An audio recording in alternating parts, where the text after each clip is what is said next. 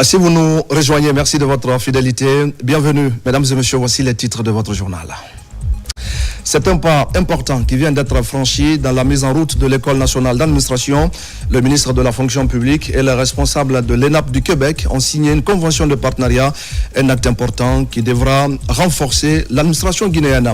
Journée mondiale des maladies rares, une campagne de dépistage de certaines maladies est initiée pour marquer cette date. Des personnes vulnérables étaient au centre de cette initiative portée par une organisation internationale.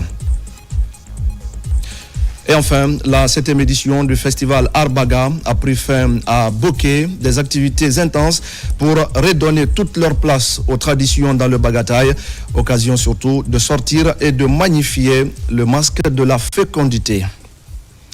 Voilà pour le sommaire. Bonsoir à tous et bienvenue dans ce journal que nous ouvrons par cette déclaration du secrétariat général chargé des affaires religieuses. Chers frères et sœurs en islam, chers compatriotes, par la grâce infinie d'Allah, le croissant linéaire marquant le début du Ramadan a été aperçu dans certaines localités de notre cher pays.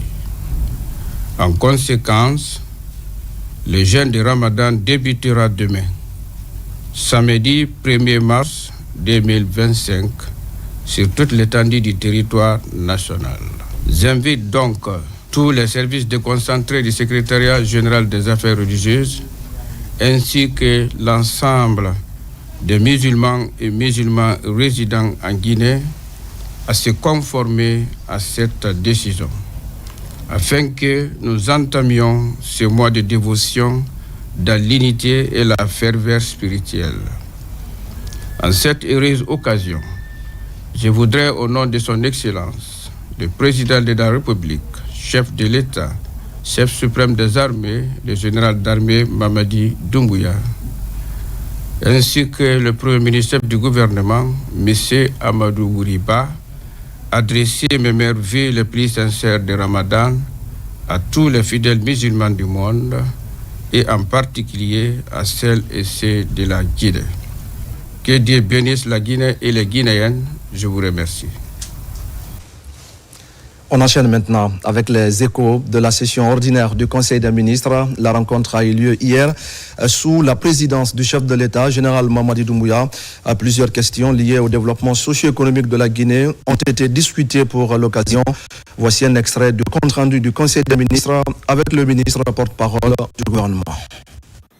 Bonsoir.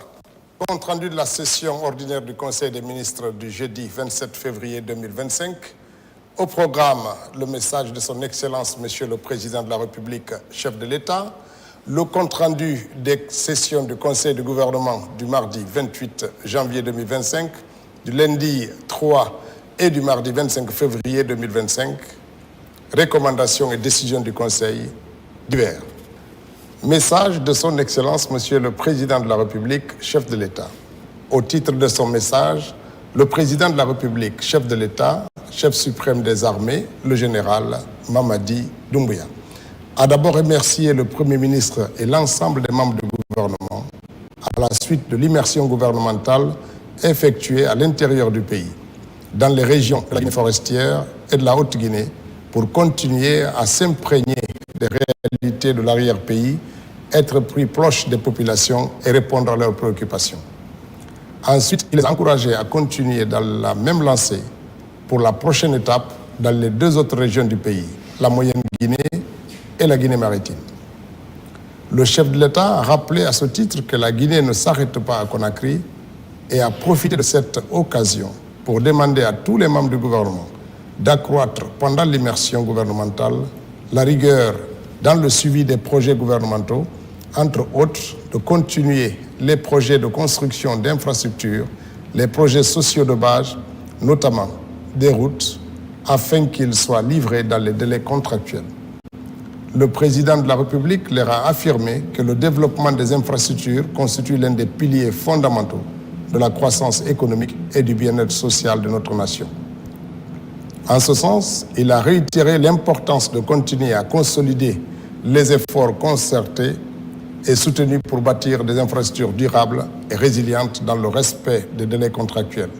capable de répondre aux besoins de la population guinéenne et de stimuler notre développement socio-économique.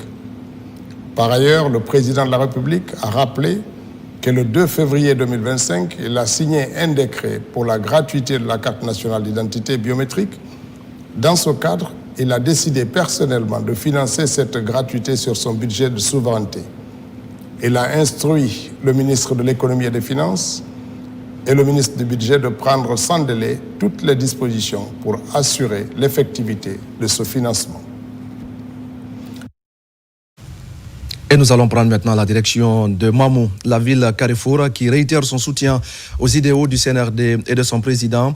À travers ses émissaires, la contrée foutanienne a exprimé sa reconnaissance et sa gratitude envers le président de la République, le général Mamadi Doumbouya, pour tous ses efforts en faveur de la Guinée et des Guinéens. Au nom du chef de l'État, c'est le ministre secrétaire général de la présidence de la République, le général Amara Kamara, qui a reçu la délégation ici à Conakry. Adjudant-chef Abakar Kamano, correspondant de la presse militaire. Dans l'après-midi de ce vendredi, le ministre secrétaire général de la présidence s'est rendu au ministère de l'Agriculture et de l'Élevage. Général Amara Kamara vient s'enquérir des actions réalisées et esquisser avec les cadres les perspectives pour la promotion du monde rural. Une priorité pour le chef de l'État. Le ministre de l'Agriculture et de l'Élevage, Félix Lama, a passé à revue les grandes actions réalisées depuis sa prise de fonction, sans oublier l'évolution des projets et programmes, avec au premier plan le programme Simandou 2040. La machine a pris forme, elle va continuer. La vitesse de croisière, elle ne va pas venir tout de suite, mais la machine, elle va effectivement tourner. L'essentiel des problématiques sur lesquelles je voulais poser des questions, j'ai trouvé mes réponses dans votre présentation. Après avoir prêté attention aux différents points soulevés dans la présentation du ministre de l'Agriculture, le ministre secrétaire général de la présidence a remercié l'ensemble du staff du ministère de l'Agriculture pour le travail abattu, avant de réaffirmer l'engagement du président de la République qui a accompagné le monde rural de la structuration à la commercialisation, sans oublier l'appui au secteur de l'élevage. Aujourd'hui, on fait beaucoup d'élevage et de beaucoup de choses, mais en gros, il faudrait également que les éleveurs, vous puissiez les aider à les organiser, à les structurer pour qu'ils tirent effectivement bénéfice de leur production. Ceux qui ont aujourd'hui les statistiques, qui peuvent tenir des statistiques, c'est peut-être ceux qui sont dans l'aviculture. Il y a un gros potentiel au niveau de ceux qui font des bovins. Mais en gros, aucun éleveur ne pourra vous dire depuis que son animal a mis bas jusqu'à quand il a revendu, il a mis combien dedans. Est-ce qu'il a gagné, est-ce qu'il a perdu? Ça reste un problème majeur. Et ça crée la richesse, mais la richesse par rapport à quoi? On ne sait pas. Peut-être que si on les organise aussi mieux comme ça peut aider à faire même une grande traçabilité, aussi pour l'État. C'est ça la vraie croissance du pays. L'accessibilité des zones, vous le prenez en compte très bien, c'est une très bonne chose. Les ouvrages de franchissement est notre grand défi. La transformation, un gros problème. Cette visite du ministre secrétaire général de la présidence a permis au cadre du ministère de l'Agriculture de comprendre l'agenda du chef de l'État, général Mamadi Doumbouya, pour poser les jalons d'un secteur agropastoral plus attractif. Et voilà, mesdames et messieurs, vous l'aurez compris, c'était le compte-rendu de Fodé Camara, justement par rapport à cette séance de travail que le ministre secrétaire général de la présidence de la République a eue avec les cadres du ministère de l'Agriculture et de l'Élevage. C'est donc pour voir comment renforcer le pilotage des projets et programmes dans le cadre justement de l'amélioration des rendements agricoles. On continue ce journal pour vous dire que le président de la République a fait libérer 3 compatriotes qui étaient détenus en Égypte. Ils sont reçus après leur arrivée à Conakry par le ministre des Affaires étrangères. Dr Maurice Sanda Kouyaté leur a fait savoir que pour le chef de l'État, ce n'est pas le statut qui compte. Tous les Guinéens sont égaux. Explication, Makeme Dozo et Moussa Bangoura. Quelques semaines seulement après la libération et le retour à Conakry de Mohamed Touré, fils du premier président guinéen, le chef de l'État, le général Mamadi Doumbouya, s'implique dans un autre dossier concernant des compatriotes en difficulté à l'étranger. Il a instruit son ministre des Affaires étrangères de mettre en route la machine diplomatique pour la libération rapide de 3 jeunes Guinéens incarcérés en Égypte. Nos compatriotes se sont exprimés sur des sujets politiques jugés trop sensibles dans ce pays par voie de presse. Lorsqu'il a appris la nouvelle, le président de la République, le général Mamadi Doumbouya, a instruit son chef de la diplomatie d'activer tous les leviers possibles dans le respect des relations bilatérales entre Conakry et le Caire. Ses 3 compatriotes, Abdoulaye Sow, Lansana Diakité et Bademba Bari, sont à Conakry et expriment leur reconnaissance au chef de l'État. Nous sommes venus aujourd'hui au ministère des Affaires étrangères, de l'intégration africaine et des Guinéens établis à l'étranger pour venir remercier son Excellence Monsieur le Président de la République de Guinée, le général Mamadi Doumbouya, pour son implication personnelle. À travers lui, nous avons été libérés. Son Excellence Monsieur le Ministre des Affaires étrangères, de l'intégration africaine et des Guinéens de l'étranger s'est impliqué pour faciliter notre arrivée en Guinée. Il a aussi donné des instructions pour nous accueillir à l'aéroport. Très soucieux de la situation des Guinéens qui vivent sous d'autres cieux, le président de la République, le général Mamadi Doumbouya, s'est personnellement impliqué dans la gestion de ce dossier. Pour lui, il n'est pas question de laisser un Guinéen, quel que soit son statut, en prison à l'étranger. Tant que vous êtes libre, on peut négocier, on peut faire certaines choses. Mais une fois que vous avez perdu votre liberté, ça devient une urgence d'État. Merci d'avoir reconnu les efforts du président. Merci d'avoir décrit la situation difficile de nos compatriotes qui étaient en cours. Donc, vous devenez les professeurs pour les autres aussi, ici. Je vous souhaite la bienvenue. Je vous laisse dans les mains du directeur des Guinéens, établi à l'étranger, et de notre ambassadeur là-bas. Nous allons de façon diplomatique chercher à vous renvoyer là-bas si vous voulez repartir. La première des choses, c'est de demander l'audience pour aller remercier l'ambassadeur de l'Égypte ici, parce que c'est à lui que j'ai confié la tâche de vous sortir de prison et de vous ramener. Les 3 compatriotes qui n'avaient pas non plus de documents de voyage à jour ont reçu leur nouveau passeport. Et je le disais tout à l'heure au sommaire de ce journal, c'est un grand jour pour l'avenir de l'administration guinéenne et un pas important vers l'opérationnalisation de l'École nationale d'administration de Guinée. Ce vendredi, le ministre de la fonction publique et le directeur des services conseils de l'ENAP du Québec ont signé une convention de partenariat. Le document porte sur plusieurs aspects, visant notamment à faire de l'ENA de Guinée un centre d'excellence. Reportage Mamadi Ternaka Misoko. Déterminé à rendre opérationnel dans un bref délai l'École nationale d'administration ENA de Guinée, le ministre du Travail et de la fonction publique a conduit du 26 novembre au 4 décembre 2024 une importante mission au Canada. Les échanges ont permis alors de jeter les bases d'une future collaboration avec l'École nationale d'administration publique du Québec.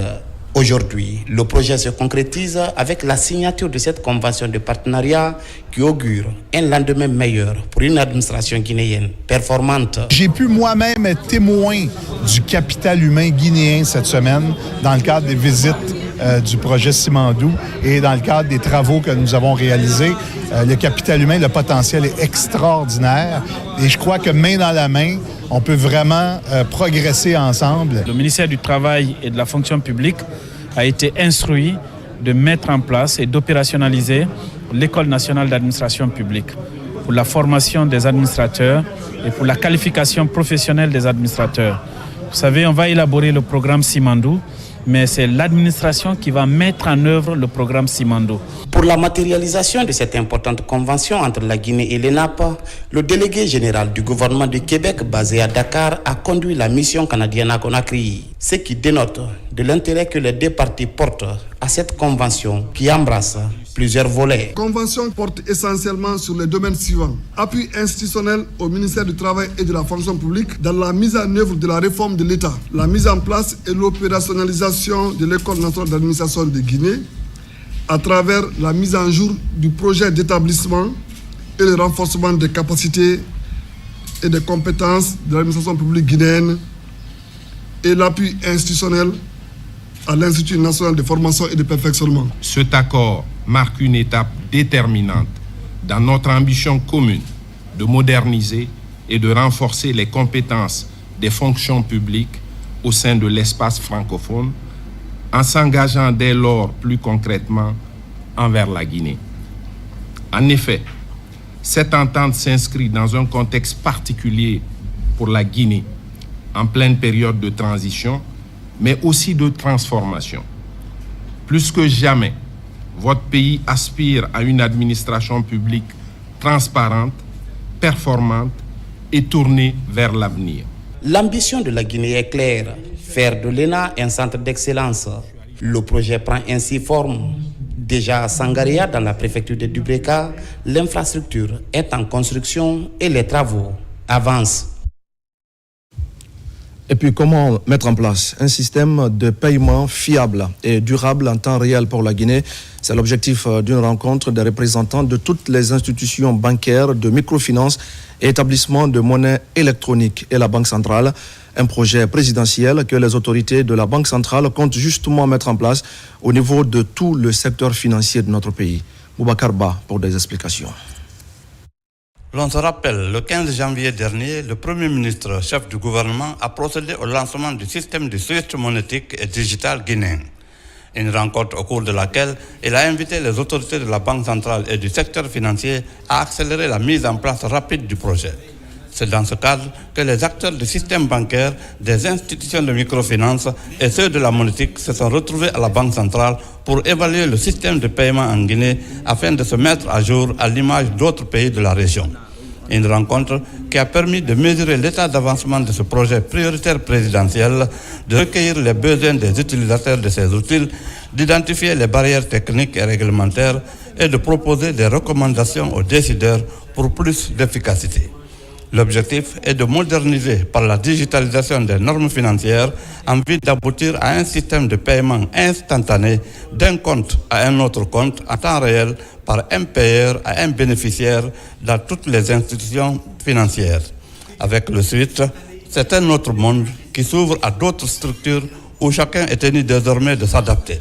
Le rôle de la Banque centrale dans cette rencontre, c'est qu'on écoute d'une part les doléances de ces institutions afin de remonter ça, notre autorité vis-à-vis de la GIM, mais aussi comprendre ce que la GIM attend de ces institutions que nous supervisons, que nous pouvons aussi les inviter de façon consensuelle ou réglementaire à mettre en place. L'important d'abord, c'est de comprendre le problème, faire en sorte que tout ce qui va sortir, c'est exactement la réalité. La bonne nouvelle, c'est que la Guinée a pris les problèmes que les autres pays étaient confrontés. La Guinée est en route aujourd'hui d'être entre les pays qui sont dans des inclusions financières instantanées, surtout paiement instantané. Des difficultés persistent encore, mais les acteurs économiques sont optimistes. On a essayé de voir ensemble quels sont les niveaux de blocage et dans les discussions et les échanges, voir quelles sont les solutions qui pourraient nous permettre d'avancer. Nous sommes à mi-parcours, donc il y a un recueil d'infos que nous avons mis à la disposition de l'expert. Donc on espère un feedback de lui qui nous permettra vraiment d'avancer sur ce volet. Il nous a expliqué un peu son développement en Afrique aujourd'hui, dans le cadre mondial aussi, comment cet outil digital est utilisé partout dans le monde et dans les différents pays et comment ça favorise vraiment l'inclusion financière. L'impact de cet entretien aujourd'hui, ça permettra de booster vraiment l'évolution de la mise en place dans les différentes banques de l'instant paiement. Pour garantir une meilleure exécution du projet, la collaboration entre les banques, les institutions de microfinance et les établissements de monnaie électronique est essentielle. Pour y parvenir, les autorités de la Banque centrale devraient y mettre la cadence et la meilleure forme pour le plus de visibilité, de traçabilité et de fiabilité. Dans l'actualité encore, le Premier ministre, chef de gouvernement, a présidé ce vendredi la cérémonie de présentation du rapport sur la géolocalisation des centres de vote et des centres d'état civil.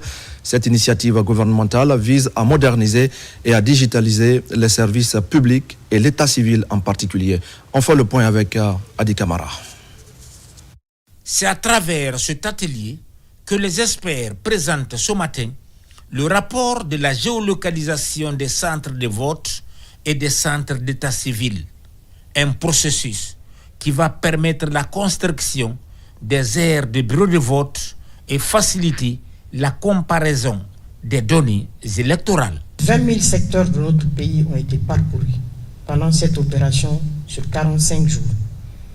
Nous avons eu 1 mois de préparation et de validation du logiciel qui nous a permis de consolider, mais également d'acquérir du matériel pour équiper l'Institut géographique national.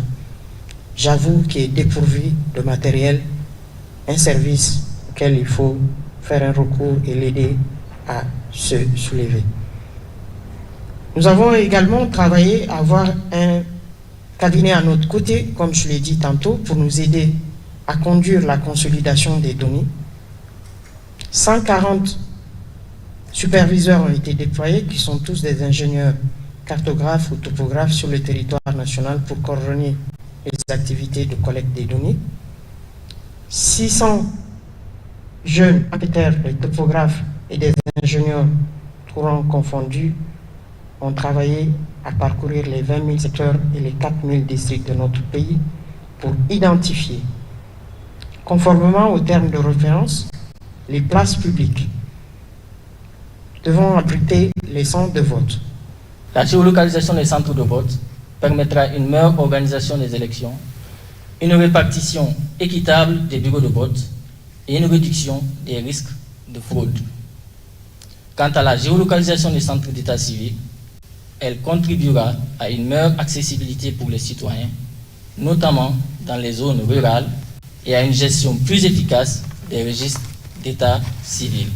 La gestion du processus électoral et la fiabilisation des listes électorales exigent des informations sûres par rapport à la reconnaissance et à l'accès des sites retenus pour la circonstance. Le rapport que nous présentons aujourd'hui est donc la cartographie et la géolocalisation des centres de vote et des centres d'état civil, valables pour tout le cycle électoral. Cette cartographie va notamment permettre un rapprochement des centres de vote au plus près des électeurs, facilitant ainsi leur participation à l'enrôlement puis aux élections. Une cartographie pérenne des centres de vote, évitant toute modification du lieu de vote pour les électeurs, garant d'une meilleure accessibilité et fluidité du processus électoral à venir.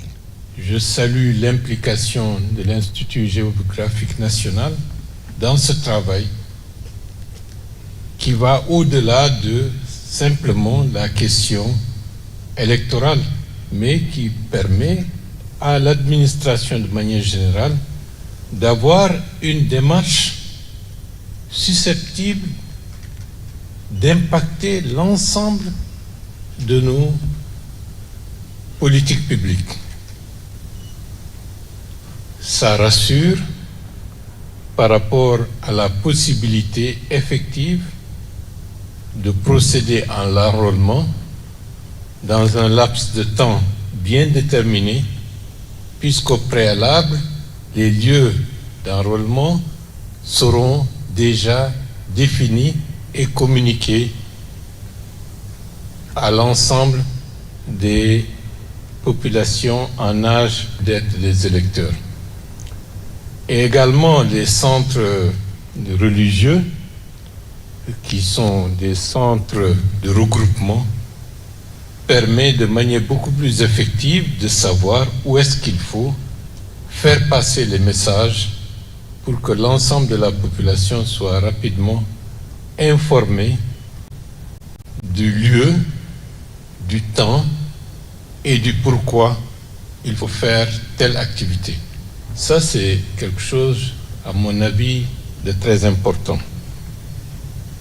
Et je salue vraiment le fait que l'IGN soit impliquée. Et je dois dire, c'est une première. Et pour d'autres types d'activités, l'IGN sera de plus en plus associée.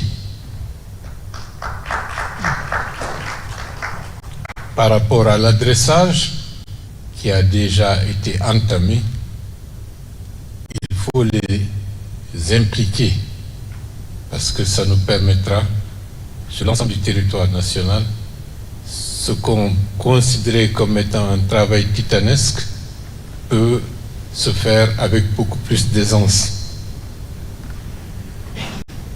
Et je pense que dans ce processus, le déploiement du PNRAVEC, le changement qui devra intervenir pour que le fichier d'état civil soit enrichi de manière régulière avec cet outil, avec la localisation des lieux susceptibles d'être des lieux d'information ou de formulation de l'information pour rafraîchir la base de manière régulière. L'outil est déjà en place. C'est une avancée très importante pour la suite.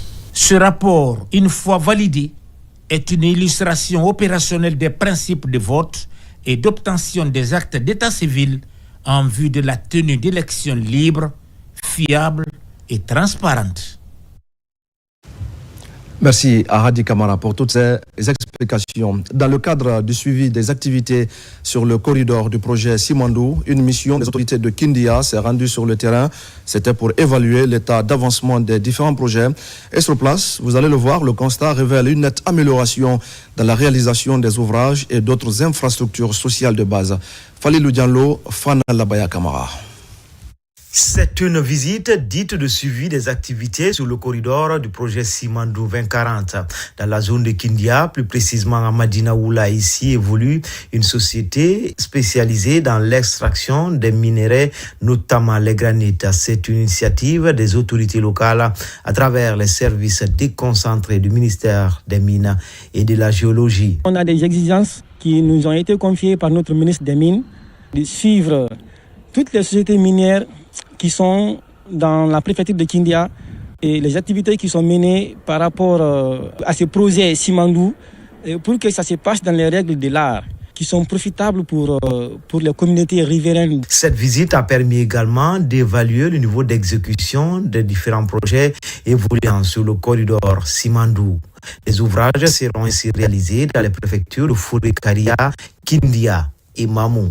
Et ce granit sert à construire ou à faire des pylônes au niveau de la ligne Fouré-Karia-Mamou dans le cadre de Simandou.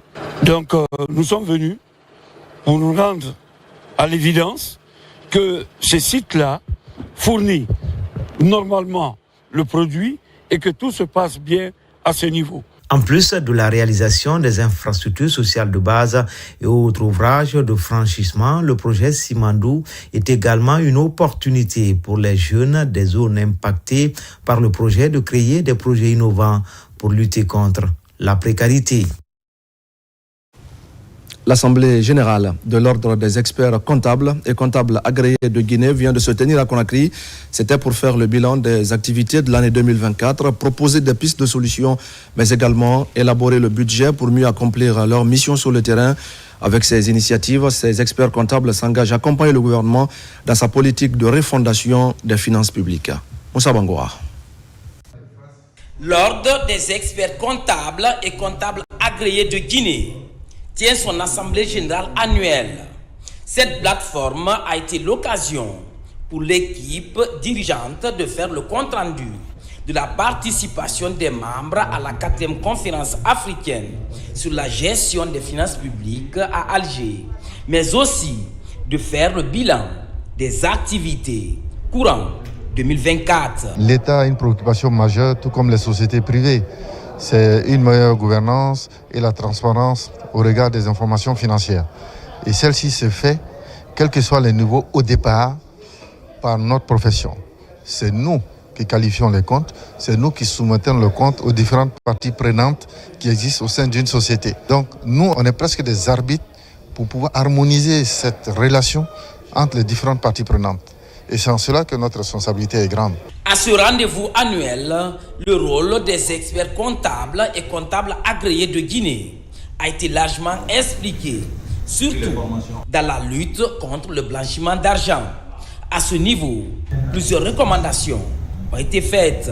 Nous attendons d'eux, à leur qualité de commissaires aux comptes près les sociétés publiques et les sociétés mixtes, un travail accru, notamment en termes de fiabilité de l'information financière, la certification des états financiers, leur contribution à la mobilisation des recettes pour le financement du développement à travers non seulement les recettes fiscales, mais également les dividendes.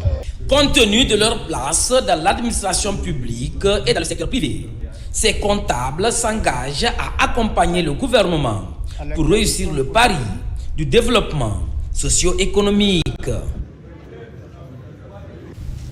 Promotion de l'éducation, insertion socio-professionnelle ou encore autonomisation des jeunes, ce sont entre autres missions de l'ONG Agir Ensemble pour l'avenir de la jeunesse. Cette structure vient de lancer ses activités à Conakry. Elle compte désormais organiser un concours dans les universités pour encourager l'excellence. Moussa Kouyaté.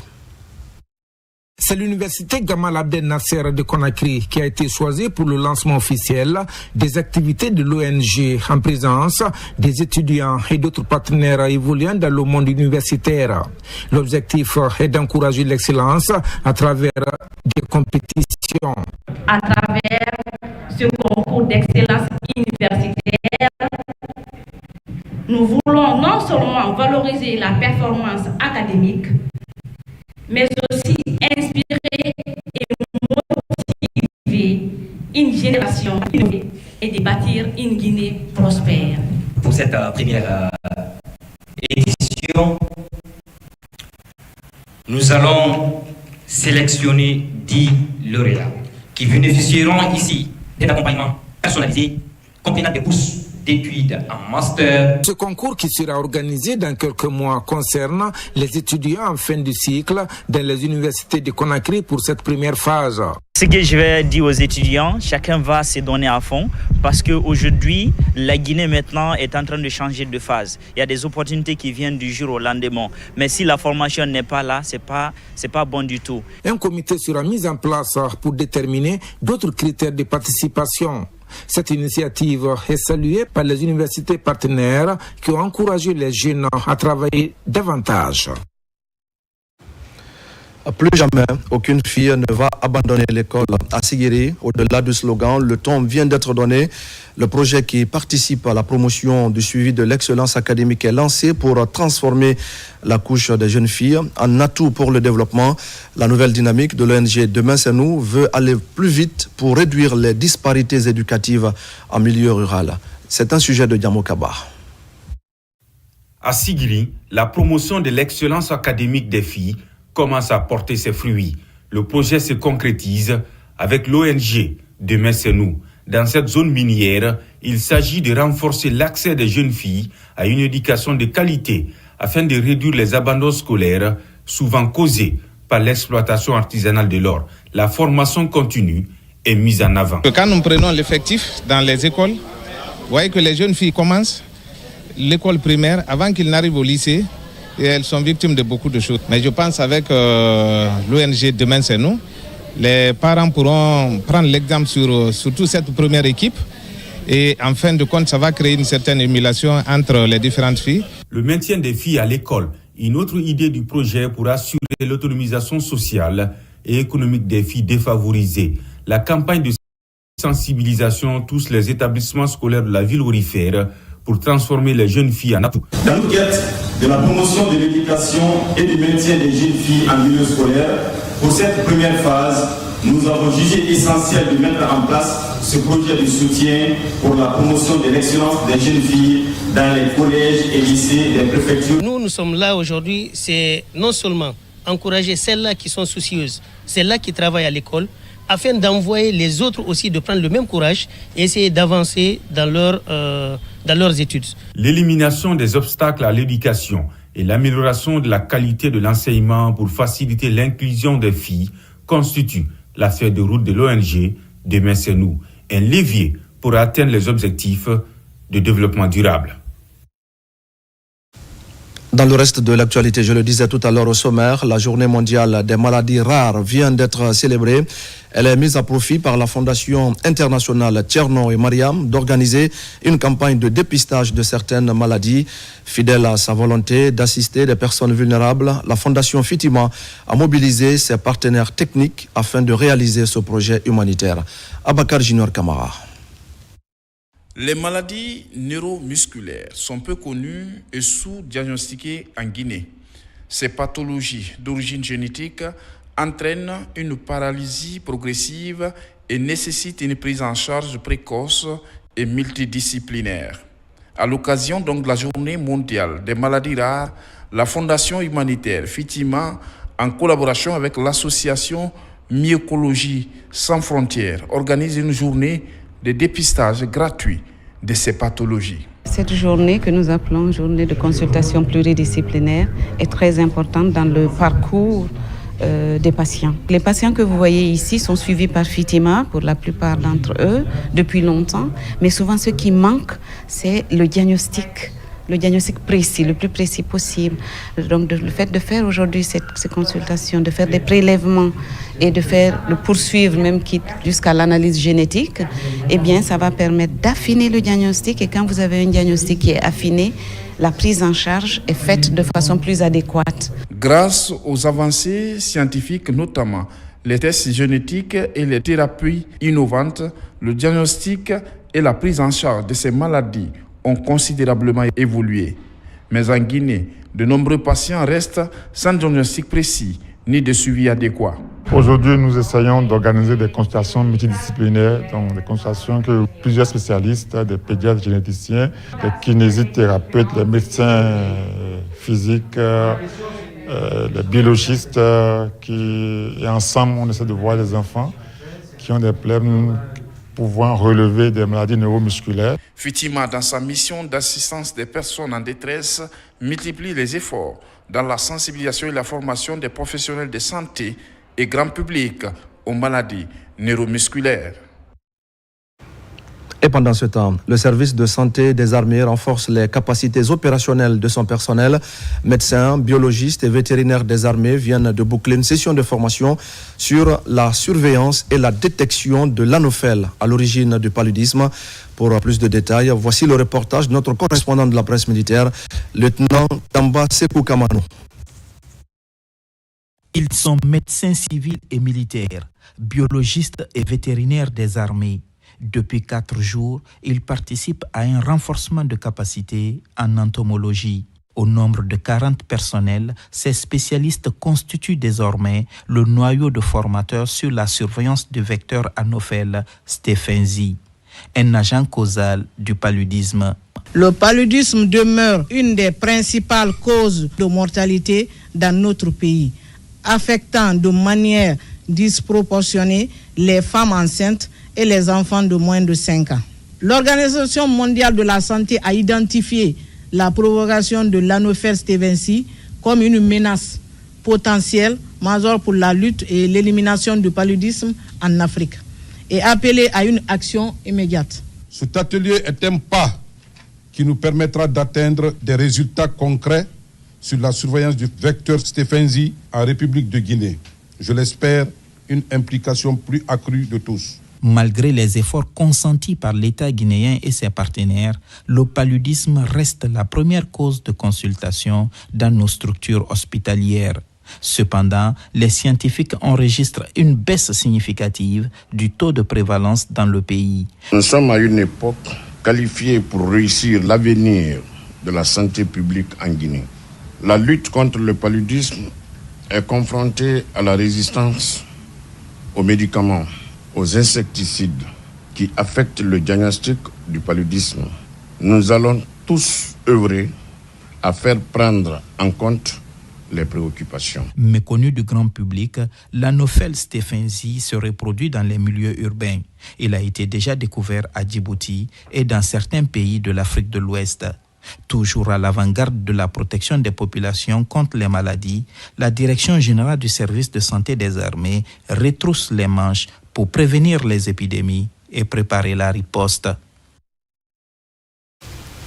Au même moment, les responsables de l'Union nationale des transporteurs routiers de Guinée invitent les automobilistes à plus de prudence.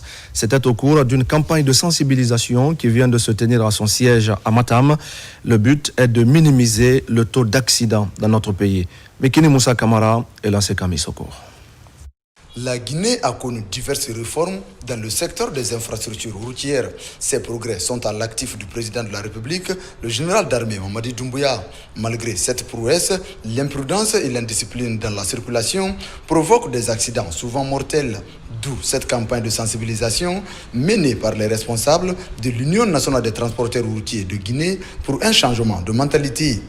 Le message que j'ai à dire aux transporteurs, c'est de suivre les entretiens des véhicules pour éviter et essayer de faire, comme on appelle, le contrôle technique des visites aussi, pour éviter beaucoup d'accidents. Vous savez qu'actuellement, là, on commence à avoir moins d'accidents. Cela est dû à l'implication des transporteurs même dans le contrôle et aussi dans les sensibilisations des conducteurs. Au cours de cette rencontre, les efforts du gouvernement sont salués par les organisations de la société civile. Nous reconnaissons vraiment que toute la Guinée doit reconnaître qu'il y a eu moins d'accidents, puisque avant il y avait assez d'accidents. Vous pouvez compter des milliers et milliers d'accidents par jour ou par mois ou par année. Mais franchement, avec le bitumage des routes, le rétrofilage de certaines routes, et vraiment que les accidents sont moins et les embouteillages sont moins. Quand je suis à Conakry ici, j'ai vu les routes de proximité parce que c'est très important. Quand on prend une route, une autoroute et qu'il y a une route secondaire qui te permet de sortir, bon, avant on n'avait pas ça. Et moi je suis très très satisfait de ce qu'ils sont en train de faire, ce que le gouvernement est en train de faire. Cette activité soutient sur fond de validation des antennes de l'antenne nationale des transporteurs routiers de Guinée dans les 13 communes de Conakry. Les automobilistes sont invités donc à respecter les codes de la route afin d'éviter les dangers. Autre actualité de ce soir, c'est l'ONG catholique Relief Service en consortium avec le réseau Afrique Jeunesse de Guinée et Enfants du Globe qui vient de lancer une série de renforcements de capacités pour des organisations de la société civile. La formation financée par l'Union européenne porte sur la cohésion sociale et va s'étendre sur 3 ans dans les 8 régions administratives du pays. Maïmouna Bella Diallo. Ce renforcement de capacité sur la cohésion sociale a réuni 14 organisations de la société civile du pays. C'est dans le cadre du projet Société civile dynamique et performante. Elle est initiée et mise en œuvre par Catholic Relief Service en consortium avec le réseau Afrique Jeunesse de Guinée et Enfants du Globe. C'est un projet qui aide, qui vise à soutenir, à renforcer les capacités des organisations de la société civile guinéenne pour qu'elles soient d'abord bien fonctionnelles en tant qu'organisation, mais qu'elles puissent vraiment délivrer leur mandat dans les règles de l'art, avec un accent particulier sur les organisations de la société civile constituées par les femmes, les jeunes et les personnes vivant avec handicap, les personnes vulnérables. Une façon d'amener la société civile à être des vrais acteurs de la cohésion sociale dans notre pays. Mais il y a aussi le côté programme, donc renforcement de la société civile sur le montage, gestion des projets et tout. La formation des acteurs de la société civile guinéenne est utile et indispensable du point de vue du rôle que joue cette entité sociale, d'où la pertinence des différentes thématiques. Notre formation porte essentiellement sur notre approche de cohésion sociale que nous appelons l'approche 3B, 4D. C'est la marque de fabrique de CRS qui aide les communautés divisées, les communautés qui ont connu des moments de crise à se reconstruire, à se relever. Le projet SOCIDIP compte former 100 structures de la société civile dans les 8 régions administratives du pays avec un soutien financier de l'Union européenne. Et puis vous le savez peut-être, l'absence d'un système centralisé de collecte de données et de coordination des acteurs impliqués dans la lutte entrave la gestion efficace des cas de violence basés sur le genre. Alors comment inverser la tendance? Une journée de concertation est organisée par plusieurs organisations qui travaillent sur la question. Entre autres objectifs, établir un système coordonné de remontée des données relatives aux violences basées sur le genre. Sona Sagno. Dans une salle comble, parée aux couleurs de l'excellence, l'agence Référence Communication a une nouvelle fois honoré 40 cadres et institutions pour leur contribution significative au développement de la Guinée. Une initiative qui, selon les organisateurs, vise à mettre en lumière les hommes et les femmes qui, loin des projecteurs, travaillent au progrès du pays. Depuis 2019, ACOM est mise en place dans l'optique de pouvoir reconnaître les valeurs, de pouvoir reconnaître les actes probants qui sont posés par les compatriotes. Donc c'est impérieux pour nous que chaque année, les Guinéens, dont la plupart sont cassés dans l'homme, qui font de belles œuvres éléphantiques, mais ne sont pas connus par le grand public. Il est impérieux pour nous vraiment de faire les promotions. Parmi les récipiendaires, l'université High-Tech s'est distinguée comme la meilleure université digitale du pays, une reconnaissance saluée par son représentant qui voit en cette distinction une source de motivation pour aller encore plus loin. Il faut, n'est-ce pas, travailler de façon dure, tout en étant rigoureux dans ce que nous faisons et tout en respectant, n'est-ce pas, les codes et la déontologie de notre secteur d'activité qui est la formation, qui est un domaine vraiment où on doit innover aujourd'hui avec tout ce que vous savez, l'évolution actuellement dans le monde entier, l'évolution des outils digitaux. Pour le garde des Sceaux, ministre de la Justice, cette reconnaissance va bien au-delà d'une simple cérémonie. Elle illustre la volonté de valoriser les talents et de créer une saine émulation au sein des secteurs publics et privés en Guinée. Votre œuvre nous amène derrière le président de la République, le bâtisseur Mamadi Doumbouya. Chacun dans son secteur à faire montre d'initiative créatrice, à faire montre de don de soi pour que notre pays soit hissé au rang des pays développés de notre continent. Clôturée par une série de remises de distinction, cette 7e édition laisse entrevoir de belles perspectives pour la promotion de la méritocratie en Guinée. Dans la commune de Matam, les autorités communales viennent de procéder à une série d'activités. Il s'agit de l'inauguration du siège de la commune récemment rénové et la présentation du bilan de 10 mois de gestion des autorités de la délégation spéciale. Des séances de prière pour la paix ont également eu lieu.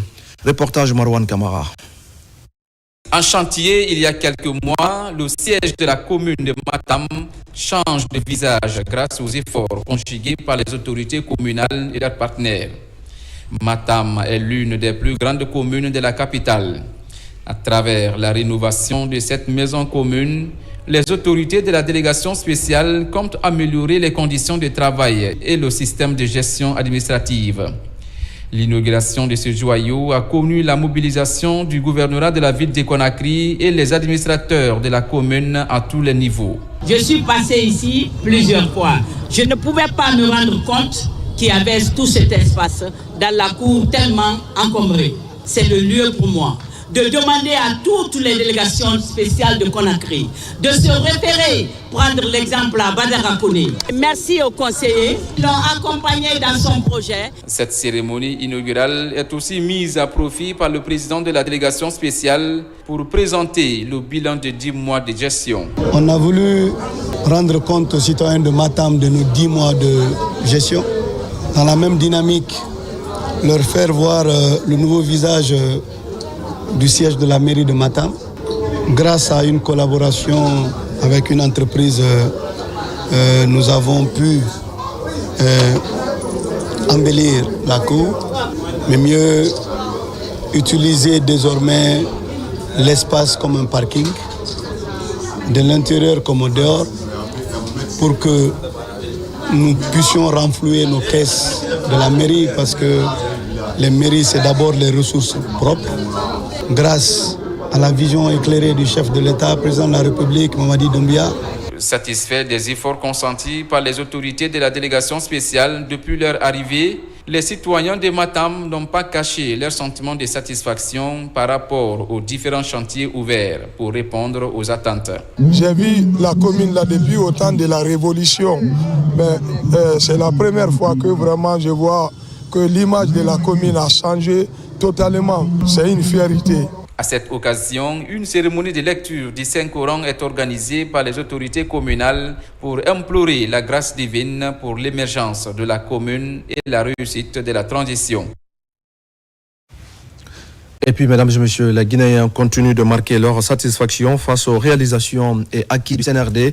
Et cette fois, ce sont les femmes du marché Niger-Avaria qui ont organisé une grande mobilisation pour saluer les actions du président général Mamadi Doumbouya. L'événement s'est tenu sous le haut patronage de Adia Diaba Doumbouya, coordinatrice nationale du Moussakod. Le compte-rendu de Kerfa La Presse Camara.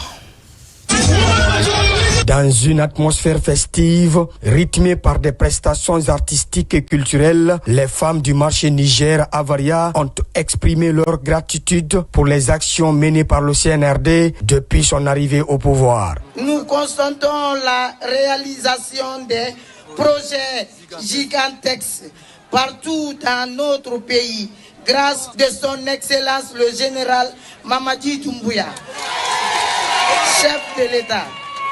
Ces projets de société continuent une relève volonté de la refondation de notre nation. Ici, vous avez toute la Guinée, vous avez la Guinée forestière, vous avez le Fouta par là, vous avez la Basse-Côte et vous avez la Haute-Guinée de l'autre côté.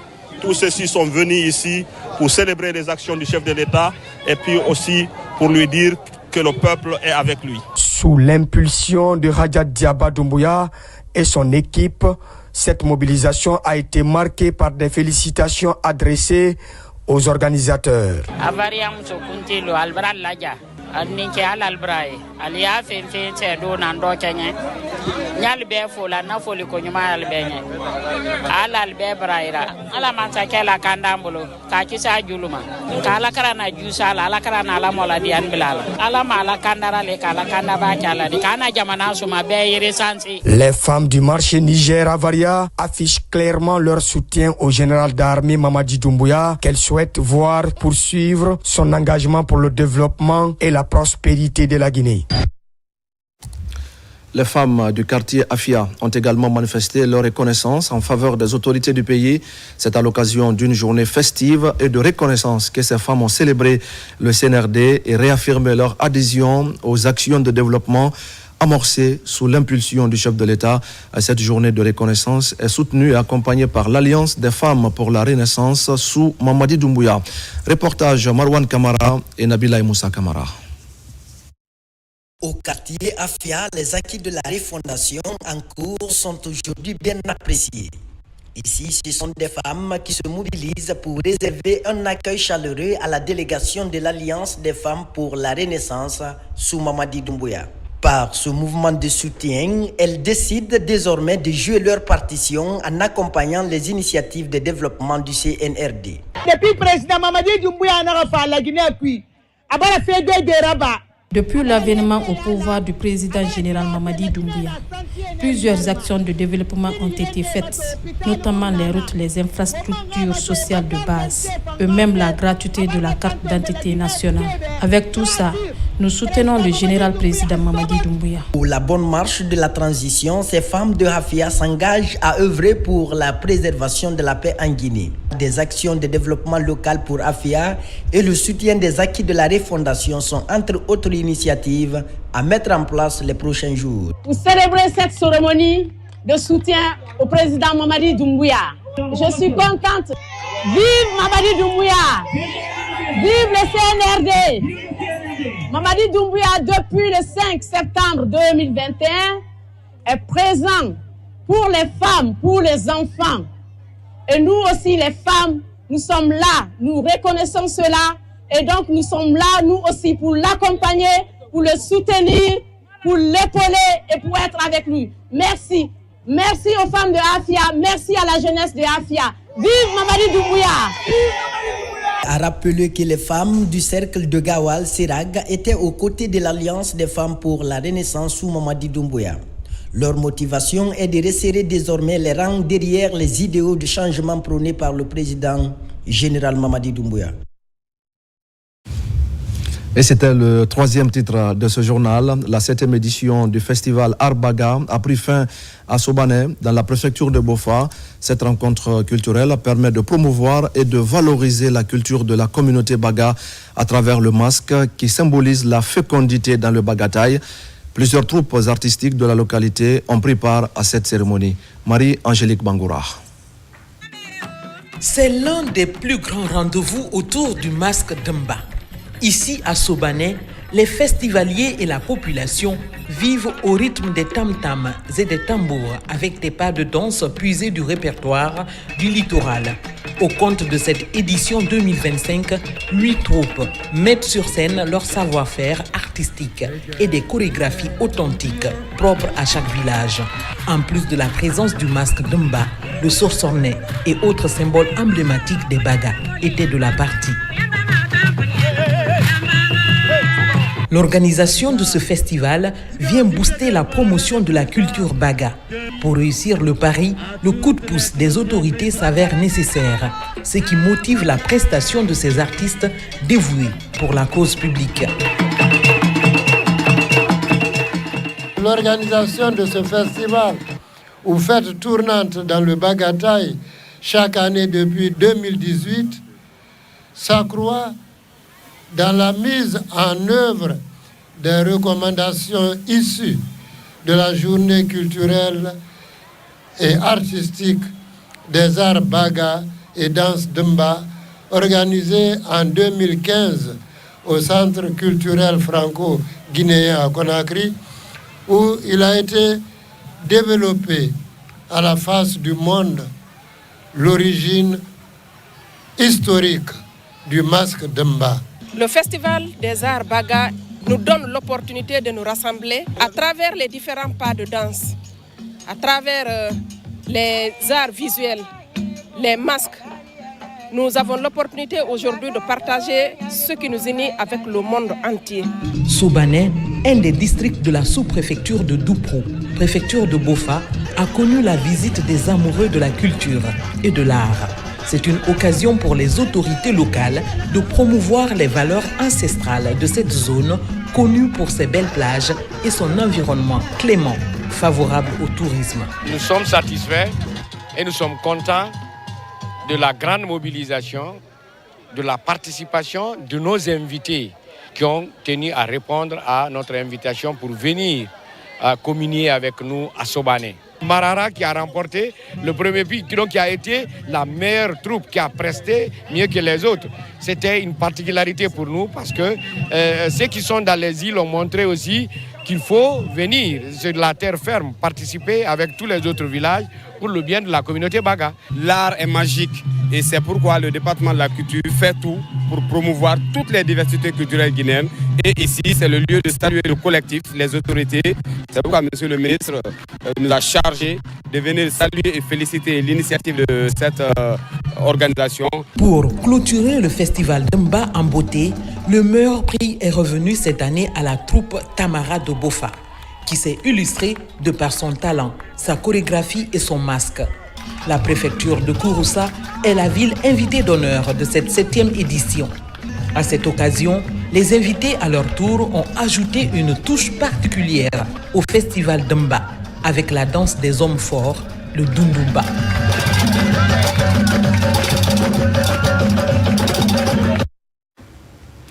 Et page noire de ce journal avec la disparition de l'un des grands enseignants-chercheurs du pays, professeur Ibrahima Ninguélande Diallo, a tiré sa révérence mercredi des suites de maladie à l'Université générale Lansana Conté de Sonfonia. Un symposium est organisé pour saluer l'engagement de l'homme et lui rendre tous les honneurs à la hauteur du service qu'il a rendu à la nation guinéenne. Le film de la cérémonie avec Bakary Bamba Kondé. Ce jeudi, l'Université générale Lansana Conté de Sonfonia a rendu hommage au professeur Ibrahima Ninguélande Diallo, décédé le mercredi dernier ici à Conakry par suite de maladie à l'âge de 112 ans. Organisé par ses collègues enseignants, l'événement a rassemblé des universitaires, des étudiants, des amis, la famille et les autorités du pays pour célébrer la vie et l'œuvre d'un homme qui a profondément marqué le monde académique. L'université guinéenne est en deuil. Elle a perdu l'un de ses plus valeureux enseignants émérites, le professeur Ninguélande Diallo. Était un talent guinéen. Il a voyagé dans le monde entier pour des conférences internationales, pour des stages de perfectionnement, des ateliers de renforcement de compétences qu'il animait, ce qui donnait un rayonnement à son enseignement. Professeur de grade et fervent chercheur, professeur Ninguélande a marqué l'enseignement supérieur guinéen par sa passion pour l'éducation et son engagement envers la recherche. Nous sommes réunis aujourd'hui le cœur lourd et empli de tristesse pour rendre un dernier hommage à un homme exceptionnel, mon père. Un professeur d'université dévoué, un père exemplaire, un ami fidèle qui nous a quittés après une longue et courageuse bataille contre la maladie. Mon père était un homme de savoir et de sagesse, un esprit brillant qui a consacré sa vie à l'enseignement et à la transmission de la connaissance. Au nom du gouvernement et du chef de l'État, le ministre en charge de l'enseignement pré-universitaire a salué les loyaux services rendus à la nation par l'illustre disparu et invité le corps enseignant à s'inspirer de ses traces dans la formation de la jeunesse. Il est toujours resté celui qui a l'esprit vif. On le lisait même dans le regard, toujours très vif. Et c'est pour moi un devoir d'abord d'honorer sa mémoire, mais c'est aussi pour moi un devoir de lancer à l'endroit de tous les autres professeurs, tous les jeunes qui sont à l'université, d'essayer de se dédier un peu à la recherche, à la réflexion pédagogique, de ne pas aller uniquement dans l'administration pure, mais de rester un chercheur dans l'âme. Laissant derrière lui 3 femmes et 7 enfants, professeur Ibrahima Ninguélande Diallo a regagné sa dernière demeure ce vendredi dans son Ninguélande natal, situé dans la préfecture de Pita. Que son âme repose en paix. Amen. Mesdames et messieurs, c'est la fin de ce journal. Merci à tous de l'avoir suivi. Et notez bien que dès demain, votre journal du soir passe de 20h30 à 21h pile. Demain, vous serez donc à 21h pile avec Falilou Diallo pour d'autres actualités de la Guinée, notre paradis, terre de richesse et d'innovation. Je souhaite un excellent début de Ramadan à tous.